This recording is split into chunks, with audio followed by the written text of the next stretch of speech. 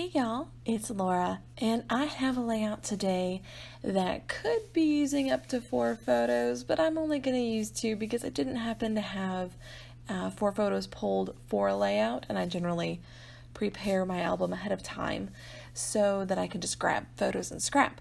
But this was a challenge on the Memory Lane Facebook group, and I really wanted to try their sketch. And the sketch had a banner down the center and then 4 photos, 4 small photos, about 3x4. And I thought, I've got 2 photos of my husband, and I'm going to make that work and turn the other 2 essentially into journaling card type things. One of them will have a title and the other one will be just kind of decorative. And I didn't feel like this layout needed a lot of explanation, if you know what I mean, because he's cutting up a turkey. It wasn't like I really needed to say, hey, it's Thanksgiving and my husband's cutting up a turkey. So I just didn't. I didn't put a lot of explanation on it. So what I've done so far is I've taken one piece of paper, matted it with paper strips, and then I'm going to cut this beautiful kind of iridescent paper with some gold foiling and cut it into slightly larger than 3x4, about 3¼ by 4¼ I think, and I'll cut up 4 of those. And then I will cut up a darker piece of paper to mat those papers, which is 3½ by 4½. And so then I'll double mat the photos and I'll have 2 journaling areas, if you will. And I really liked how this dark paper made the photos pop. That's something about that outline. It just makes the photo pop. And I really, really like that. Another thing that helped my photos to pop was that I did not use any of the blue that my husband is wearing. There's a little bit of navy on this page, but I'm not using any of that bright blue based on the shirt that he's wearing. And because I avoided that color, the photos really pop off the page. That blue definitely draws attention to the photos, and that is always my goal. I want my photos to be the focal image or images on the layout. So this is pretty much how it's going to be set up. I am going to try to use this lighter blue underneath as the banner, and I didn't like it. You know what it was? It just didn't feel like the right color of blue because my husband's shirt is more of a medium blue and a bright blue. So I stuck with the navy and grabbed this lightning bug paper, which let me tell y'all, I love the gold foiling on this paper. It is absolutely stunning, but they're lightning bugs, and it does kind of make me crazy to put bugs on my layout. I mean, I'm okay with butterflies. I really like butterflies, but even the moths that come into a lot of the collections lately, I'm hesitant, so hesitant. Now, these 4 little spots here, I do end up popping up onto some very thin foam just to lift them up off of that border a little bit. I didn't make you watch me tape everything down, but now I'm going to work on this little card down here on the bottom left.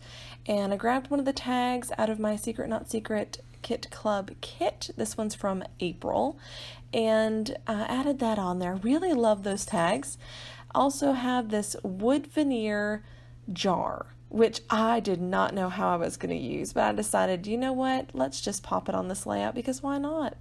And then I thought, we've already got little lightning bugs on this page. I might as well go ahead and add another one. And just for good measure, let's add some pale gold Nuvo drops with a little trail behind it. Now that little butterfly up in the top right corner doesn't end up making it onto the page, but the colors were right that it could have. I just couldn't quite find a good spot for it, so it doesn't make it.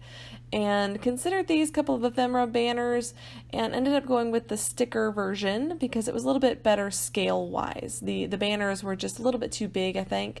So I decided I had to cut off one of the banners to make it fit on that little card. But I really like how this came out. I thought that was a really cute little look there. No, I did try to make the other one work, but it doesn't work. So there is the little card that is going to be, oh yeah, I cleaned it up just a little bit. It had a lot of white space in between the banner pieces, and I really think that was just for stability on the sticker sheet, so when you went to pull it off, it didn't just immediately rip. So I went ahead and cleaned out some of those white areas because I was going to attach it to the page. So stability, not an issue. And I knew I wanted to use this little "Remember This" as the title because in these photos from Thanksgiving, my husband is making a hilarious face that is a little bit murderous toward the turkey while he cuts it up. And I thought, yep, remember this seems appropriate. So this little flower does end up being the little central image there. On the sketch, it had a little flower with a word sticker on it.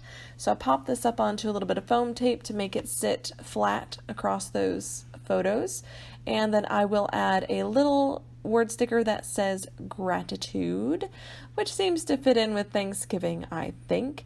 I haven't decided yet if I'm going to go back and do maybe a little bit of journaling around the outside edge, or maybe some hidden journaling. I'm not sure, because now that I'll look at the layout, I think, perhaps I should explain just a little. But now I'm just going to add some enamel dots kind of around the page. And this kit came with a couple, just like 2 little strips of enamel dots. And I need more. I need the whole sheet of enamel dots because I use the heck out of them. Now this white vine ribbon was actually in my February kit and I struggled to use it. And I think it's just because I'm not used to using a vine on my layouts. But you know what? It's gone now. I've managed to incorporate it into this April kit quite a bit, but I love the texture that it adds to this particular layout. It keeps it from feeling completely centered and gives a little bit of a base to rest on, which y'all know, if you watch my videos, I love my little boundaries. I love having a place for things to sit. I have such trouble leaving things floating in the middle of the page. So that's fixing that issue. Now I've grabbed a couple of the little heart stickers off of that 6x12 sticker sheet, and then I'm pretty much just doing some minor embellishing around the page.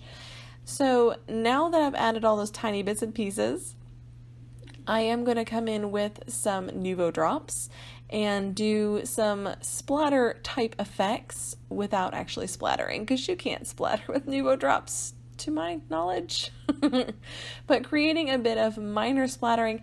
I considered using my Heidi Swapp Color Shine, but I thought it wouldn't show up great on that iridescent paper. So decided to use the pale gold and the copper because that background paper really lends itself to the copper, and just pop them around the page just randomly. I will say though that the copper ones don't settle down very easily, and I did later have to come in with a little toothpick and kind of try to force them into a dome shape because that copper is just a little too thick and it doesn't settle down very well. Now you will see me do a quick shake, shake, shake of the layout, and that does help those Nuvo drops to settle down some. So that's it, guys. Thanks so much for joining me. Until next time, bye.